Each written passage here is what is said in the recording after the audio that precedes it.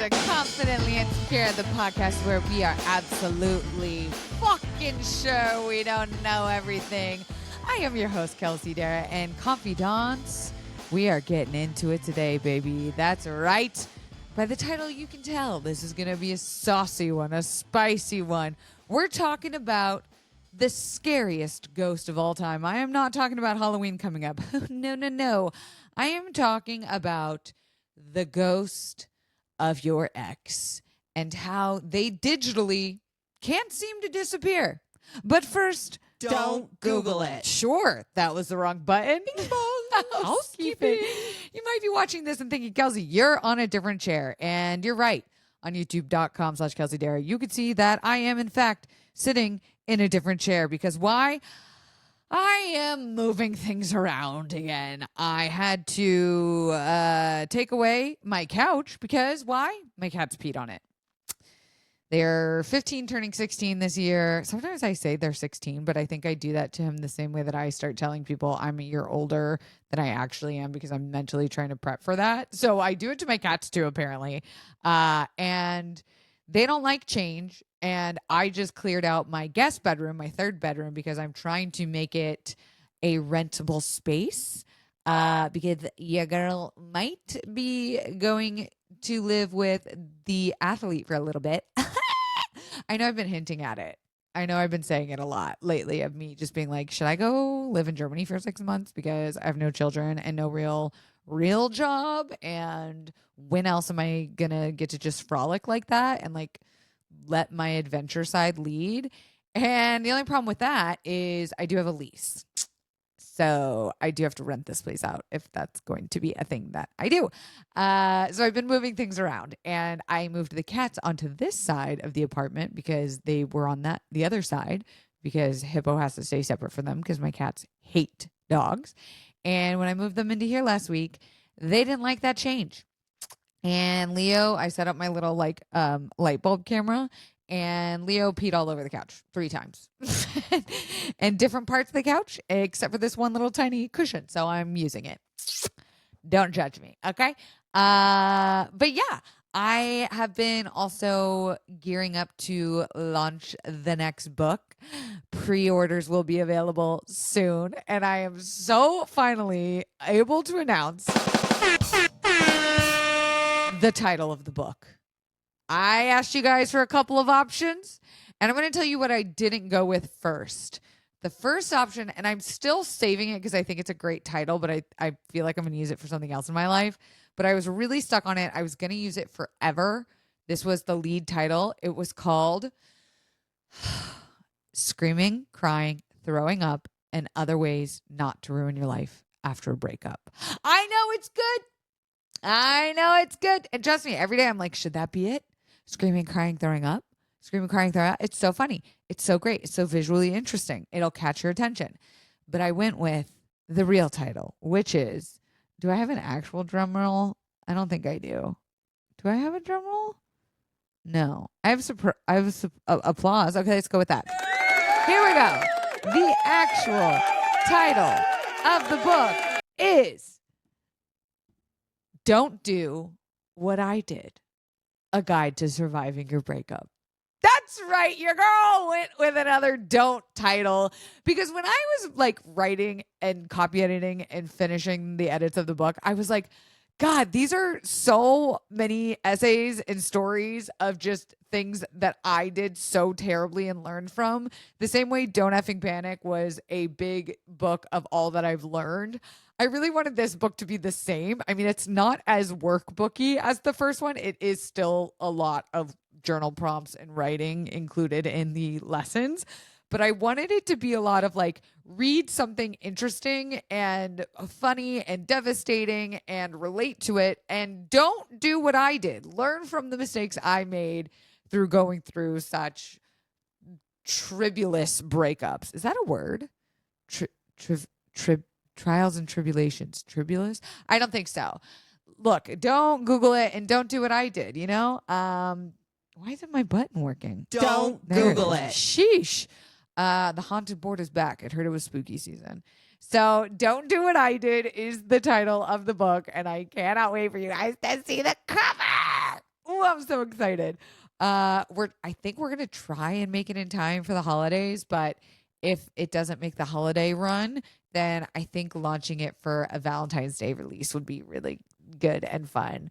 Because as the season cuffing comes out and in, especially during winter season, it's sweater weather, baby, and breakups, they happen. They do.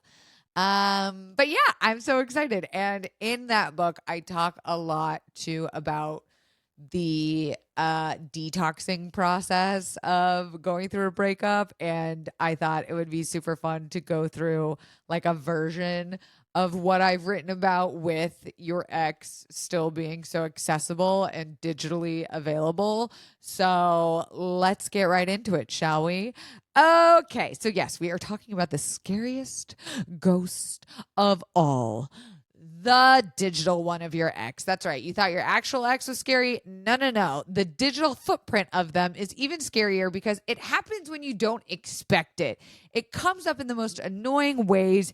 It's the ex that won't die because the algorithm keeps resurrecting their bitch ass. That's right.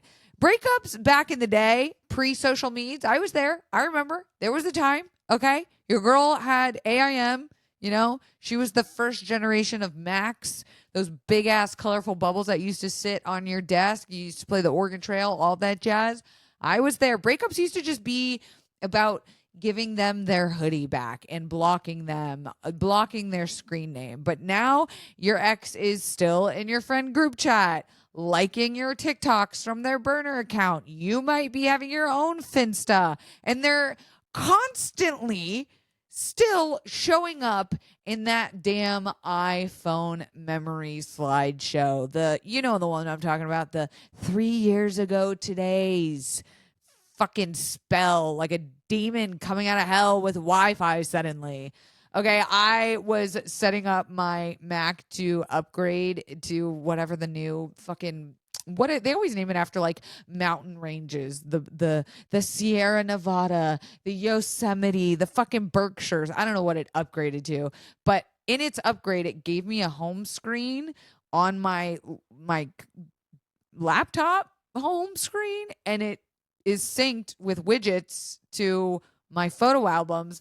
But for some reason, I don't know how to organize them, and constantly photos of my exes are popping up. And I'm like, bro, I love having the widget there because I like seeing the cute photos, but how do I fucking filter those? If anyone is a tech genius, leave a comment for me below, will ya? Okay, so yes, I want you to grab your phone for this one. Grab your photo albums, grab whatever you need digitally that you can go through your iPad, get out your freaking streaming passwords. You're going to need them on hand. And we're going to go get ourselves some digital closure because we are doing a full exorcism of our digital devices. So let's first take inventory, shall we? I started writing down some things in the book of surprising X pop-ups that happened within a few months of writing the book. So let's do this together, shall we? Raise your hand if you've ever broken up with someone and then you still share a streaming password with them, or your Venmo feed is still available for them to see or you to see their transactions, or your Spotify still has them added as a friend or shows up the playlist you guys made together. Yeah, we are living in that breakup purgatory hell, the group chat, the shared calendars, okay? The Google Drive folder you guys had together of your family vacation when you did that crazy national parks trip. And yes, I'm being specific. It is haunting all of us like the cursed relics that they are. Okay, I have had so many funny and honestly humiliating digital ties that have come up while writing this book, and I am embarrassed. I'm going to out myself a lot in this episode, and I don't care because you're going to learn a lot more about my crazy in the book. So why not start here in my safe space? the most humiliating digital tie that I had from an ex would probably be that I was still following them from Hippo's account and was watching their stories from Hippo's account as if somehow they would think that's not me. Like they would obviously know that is me. Oh, I have definitely used this podcast's Instagram to lurk on some exes 100%. I don't think I've ever been outright caught lurking, right? Like I've never had an ex see it and then like screenshot it and be like, wow, thirsty much? But definitely I've seen where I have lurked from an account and then they have posted something very clearly directed at me or being ominous that they know I'm watching. I've also, this isn't humiliating because the ex knew, but I've definitely had friends, just my ride or die baddies who have still stayed friends with them and then screen recorded anytime an ex like had a new story and would send it to me just because they know it would make me feel better. And while I absolutely love them for it, that was not healthy. Okay. Don't ask your friends to do that.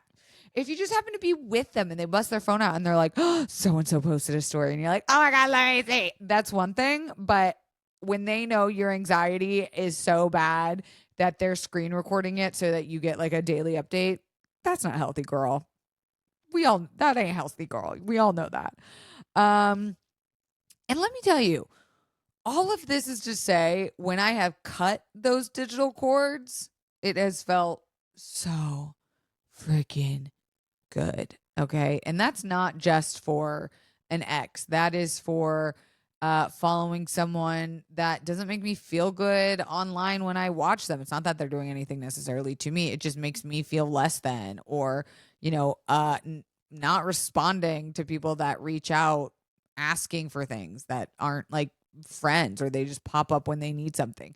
Cutting those cords always feels better after doing it, but is very hard to do in the moment. And I completely understand. So in the book, I talk about the psychology of holding on. And I really wanted to dive into like, why do we do this? Why do we stay so tethered? And why are we so plagued with this experience? Because we were not having to see our exes in such a digital footprinty way, a decade ago, and how much it has changed. It was a slow creep. It started with the AIMs, and then it was like, texting, and then it was the Facebook unfriending, maybe the top 8 for my baddies that remember. And now it's freaking group chats, it's fantasy football leagues, it is things, shared albums, like just shit that I'm like, I thought I got it all. And something is always popping up. Well, I can tell you exactly why we are holding on too long. And that is because we are little dopamine junkies. Come on. You know that. We did an episode just about dopamine a few weeks ago. If you haven't listened to that episode, you absolutely should. The science of dopamine is so fascinating to me. And seeing our ex in any way digitally gives us a hit of our drug. It is sending us a hit of serotonin, and the brain says, ooh, closure extended. I'll take that. Ah, yes, healing. Move that to next week. I don't have time. Yes, give me the memory instead. I would so much rather live in the nostalgia of a relationship than live in the pain of having that relationship end. And even though I am now years past like my relationship with Jared, the DJ, I still find myself going like, oh, like we're good friends. I talk to him all the time. And even still, when something pops up, I'll be like, oh, my sweet Jared. Like I have nothing but love, but that's still a dopamine hit.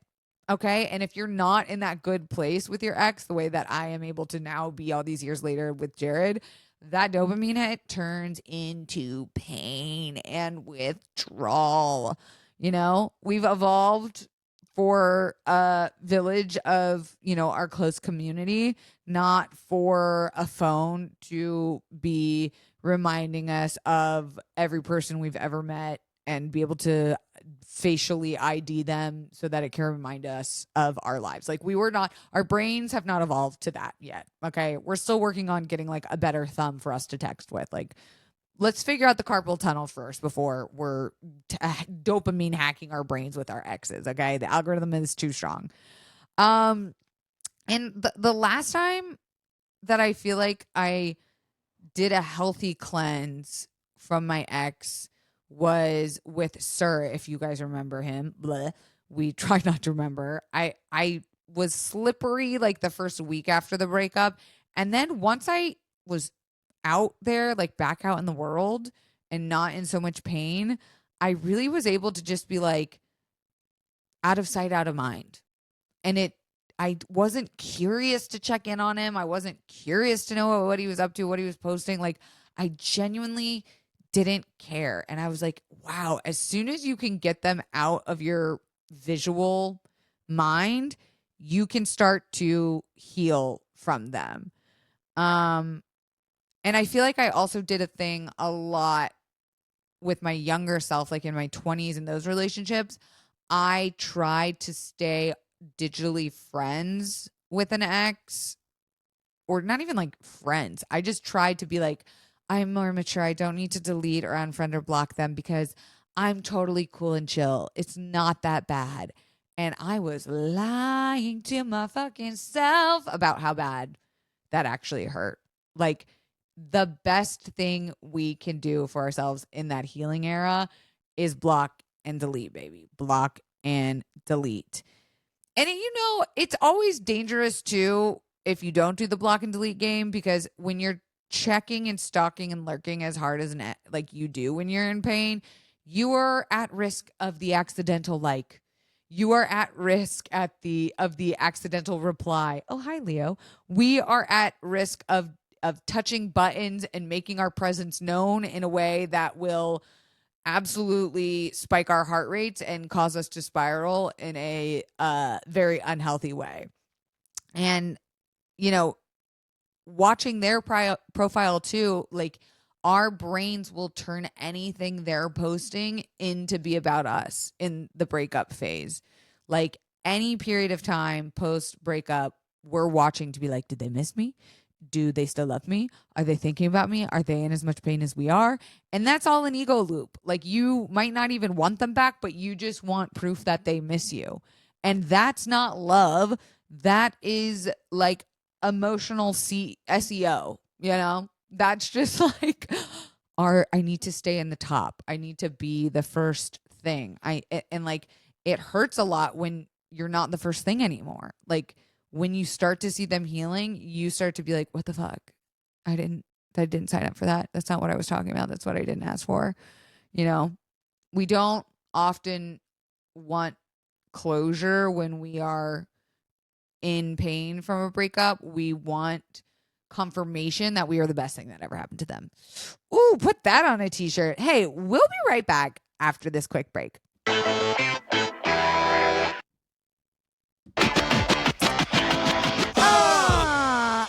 Okay, let's talk about the group chat dilemma. Okay, there are two types of group chat. One, the friendship chat, where they are still friends with your friends, and two, the couples crossover chat, which is multiples, mutuals stuck in like a custody battle of being friends with you. And don't be alarmed if next time you go to type in like a friend's name and their name also pops up because you were in a group chat with those people. The amount of times I still type in someone's name that was a mutual friend and it pops up their name and I nearly text a group chat from like 5-6 years ago. Oh, that is such a stomach sinking feeling.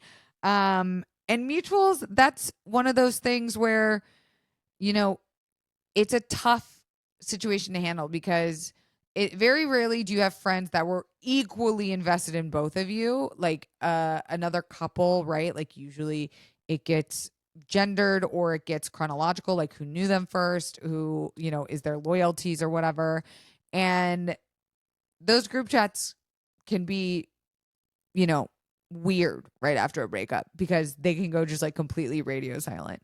And that doesn't mean you can't start your own group chat. And like I like to make a joke out of it. I'd like to like start a new group chat without the ex in it and just be like, so if you don't mind pinning this one as its, separate group chat, that would be very helpful for my healing. Thank you very much. And also you have the ability, I can't tell you how bad it hurts when a group chat pops off with your ex in it and your ex just never responds. And you're like, yeah, they're doing that because I'm in here. That fucking stings, bro. That's so embarrassing. And that hurts so bad. So just be the first person to exit, leave it if it's not, your daily core group of friend group chat. If it's, a big group chat for like a league or whatever, just be the first one to gracefully exit and ask your friends to ping you on the side, because the worst is when you feel like you're healing and then you see their name pop on your phone and it's for a fucking group chat. It makes me want to die. The group chat is supposed to be Switzerland, okay? It's supposed to be neutral territory. But even Switzerland, I'm sure, is like, we don't want to pick sides, okay? Just let this also be all of our safe space. So give yourself permission to leave those chats. And it doesn't have to be dramatic. That can just be self-care. So we also need a ritual, and I talk about this in the book, about doing a sort of purge, if you will. Like, in my opinion, the sooner, the better. The better you get at doing no contact directly after breakups, the more data you're going to receive in seeing how much better you feel and how much easier it is to heal when they're out of sight, out of mind. Like, to just go cold turkey, I know is the hardest fucking thing, but the ritual of it can be powerful in itself. And when you get those little cravings, those little like dopamine requests popping up, like, go check his profile, go see what they're up to, go check, see if you're still friends with their mom on Facebook, which my mom is still friends with a couple of my exes on Facebook, and I got to get a handle on that.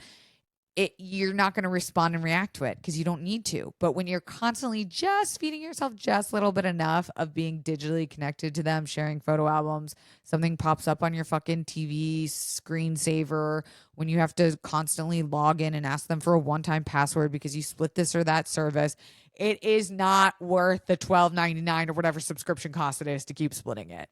So my expertise in this arena is doing a digital exorcism. So first is the purge, right? So I'm talking about digital photos, put them in an album or put them on a thumb drive out of your eyesight, okay? I have a whole hidden folder with an ex that I really don't care for, and I don't even look at it. I just know if I need to look at photos from that time, they're there. I'm so removed and like grossed out by this person that I don't even check that album, but I know that it's there. You know what I mean? Also playlists. That's another big thing. We gotta purge through those.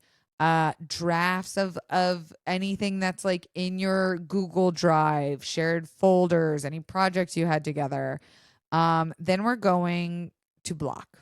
Okay, this is the fun part. This is a block party, as we say. You can throw a little party with your friends, get some chip, get some dip, do outside, play some good tunes. We are going to block them. Again, this is for peace. This is for you.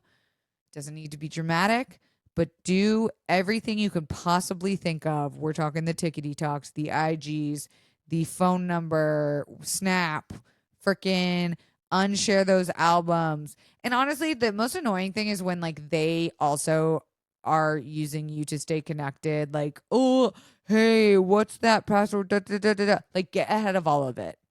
Give them all the passwords. Untether yourself so that you don't have to deal with their messiness, because we know they are not going to be like type A like us and doing that shit on their own. But in its place, we get to add a whole bunch of fun, cool, creative, new energy, right? Like, all your wallpapers are going to be brand new. Your phone screen, your computer screen. You're making new bad bitch playlists. You're cycling in new emojis. That was another thing, is like I tended to use a lot of the same kinds of emojis with my lover, and I needed to get it out of like the recently used. So use a bunch of new fun, sparkly, cute, fun emojis that make you feel happy. And after all of this, I like to do one bad bitch, like total thirst trap post. And it's not in hopes that they will see it. That's just more for like me as a reclamation. And if their friends just happen to see it and talk about how good it looks next time they're with my ex, shit, I can't stop them. I can't stop them. The best ritual of all of that process that I can say was taking the big, massive amount of time it took one weekend to really put all of my photos in one spot and give those drives to friends of mine that I knew would hold on to them until I was ready to take them back. And years later, I asked for it back, and it just sits in a nice memento drawer that I have, knowing that I have it. I never get the urge to look at it. I never am like, oh, let me take it out. Like, for instance, I had recorded myself listening to, this was for the book, for content for the book, listening to myself going through a box of like love letters that my ex and I had written to each other. And reading them, it just was like, it didn't really feel that good. Like I cried, not because I was sad, but I was more just like, I'm happy that happened, and I'm sad for the girl that existed in that space that felt so heartbroken, and I more so just like wanted to move on. I genuinely, once you separate yourself from all that stuff, you will move on, but you have to actually separate in order to be able to move on. And no one also talks about, I swear to God, our FBI friends are listening to us, all of the algorithm spies, because I swear to God, the For You page does not mind its own business. It picks up on the times I'm crying because that bitch will start feeding me shit in my For You page that is like, reclaim yourself now, go wanderlust, or like, do you need a, it just sends me so much self-care bullshit that I'm like, how do you fucking know? How do you fucking know? And also, I swear it be sending me relationship TikToks. It be showing me proposal videos that I'm like, why am I here? How did this, I haven't been watching, so why is it here? It's the same thing with iPhone, right? It's like, I wasn't thinking about them until you gave me a curated sound playlist freaking slideshow. Golly. I will say, though, that like capitalism be capitalizing, because clearly that's what they do, is they prey on the moments of grief and will send us stuff when you don't need it, and like we're in that vulnerable space and we're like, yeah, I'm gonna buy this thing because it's self-care, and it's like, babe, we're just avoiding. Okay, we're just bypassing grief, we're just trying to not feel it by spending or splurging. Like, there are so many ways that capitalism preys on pain that, I mean, like, that's why I created the retreat when we did it, because I was so sick of like signing up for classes and courses. And I was like, if I'm going to put on a retreat, it's going to be the most fucking helpful thing that has ever existed. And I like to say it was very helpful for a lot of people, and I'm proud of it. So we have to reframe, right? So we know we can't delete our way out of heartbreak, but we can delete to make space for who we are going to become, right? Like, if we don't reclaim that little piece of digital footprint back, that goes to our ex. It's not ours anymore. And every time we delete something, that is proof that closure is self-made, right? Like, as soon as we take the power back and as soon as we do the hard thing, that does give you power. So in a weird way, like, deleting and doing this purge and detox digitally of a relationship is an act of self-love. And I like to think about these questions when I'm going through that process. Like, what would it look like to be the version of myself who doesn't need to prove that I'm healed? Or what would that look like if I didn't need to be the person that needs to prove to everybody else that they've moved on from an ex? Like, what would that look like, right? Like, what story do I want to tell the world? And does it need to be authentic? Does it need to be performative? Does it need to be, I just wonder if I didn't worry so much about what the ex would think, like what would the healed version of myself look like online. And so I tried to come from that place. So here's your homework, right? I want you to do one act that we've talked about in this episode of digital self-respect, right? Maybe it's going back in your playlist archive. Maybe it's deleting old chats, even with your ex. Maybe it's finally changing a password that you still share with somebody. And once you've done that, I want you to DM me at ConfidentlyPod and tell me what thing you did and how it felt. You know, was it freeing? Was it scary? Was it catastrophic? Was it so amazing? Was it revelatory? Did it lead you down a whole Marie Kondoing of in your entire life? And hey, why not share this episode with a friend that might be struggling? You know, I'm here for you. You know, I am trying to always be like the big sister of the internet, telling you, hey, don't do what I did. I can't wait for the best to come out. It's going to be so fun. I want you guys to really learn from me. So send this to a friend that is definitely still lurking in their ex's comments. And yes, this has been Confidently Insecure, the podcast where we're absolutely sure we don't know everything. And I do feel like I do know a lot about breakups at this point, and I'm excited to share all of this with you. So leave a comment below about how you digitally detoxed from an ex. What was the hardest part? What was the easiest? Did it work? Are you still working on it? Do you just not scroll that far back enough to let the pain hit? Do you get a feeling the way I do when you zoom out of photos where you know there's going to be that whole chunk of time where you're like, oh God, okay, we're entering ex territory? Or do you not even think about this? Am I crazy? Am I attached too deeply to romantic digital love? All right, confidants, that's all I got for you this week. I'll see you next week. Bye-bye.